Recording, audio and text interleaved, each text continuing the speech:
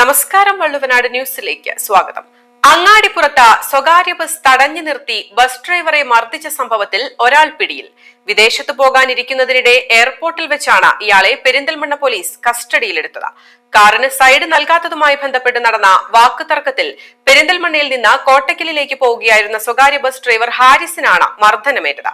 സംഭവത്തിൽ തിരൂർക്കാട് സ്വദേശി മുഹമ്മദ് നിഷാദിനെയാണ് പോലീസ് കസ്റ്റഡിയിലെടുത്തത്.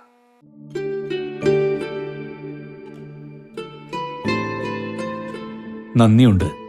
പ്രണയദിനത്തിൽ ജീവന്റെ പാതിയായവളുടെ കണ്ണിൽ ആശ്ചര്യത്തിളക്കം തീർത്ത ആ സമ്മാനത്തിനൊപ്പം ഞങ്ങളെയും കൂടെ കൂട്ടിയതിന് നമ്മുടെ ബന്ധങ്ങൾക്ക് നൽകാം സുതാര്യതയുടെ പൊൻതിളക്കം.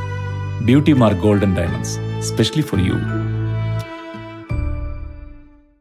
അങ്ങാടിപ്പുറത്ത് സ്വകാര്യ ബസ് തടഞ്ഞു നിർത്തി ബസ് ഡ്രൈവറെ മർദ്ദിച്ച സംഭവത്തിലാണ് ഒരാൾ പോലീസിന്റെ പിടിയിലായത്. വിദേശത്ത് പോകുവാനിരിക്കുന്നതിനിടെ എയർപോർട്ടിൽ വെച്ചാണ് ഇയാളെ പെരിന്തൽമണ്ണ പോലീസ് കസ്റ്റഡിയിലെടുത്തത്. തിരൂർക്കാട് സ്വദേശി മുഹമ്മദ് നിഷാദിനെയാണ് പോലീസ് കസ്റ്റഡിയിലെടുത്തത്. കാറിന് സൈഡ് നൽകാത്തതുമായി ബന്ധപ്പെട്ട് നടന്ന വാക്കുതർക്കത്തിൽ പെരിന്തൽമണ്ണയിൽ നിന്നും കോട്ടക്കലിലേക്ക് പോവുകയായിരുന്ന സ്വകാര്യ ബസ് ഡ്രൈവർ കോട്ടക്കൽ വയലത്തൂർ സ്വദേശിയായ ഹാരിസിനാണ് മർദ്ദനമേറ്റത്.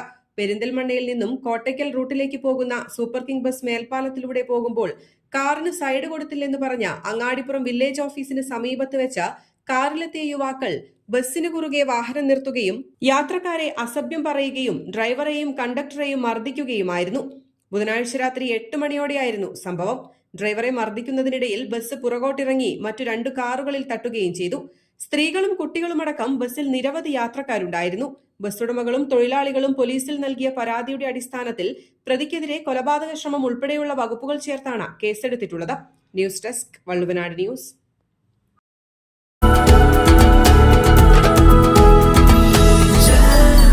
Jam June Hypermarket, exceeding expectations.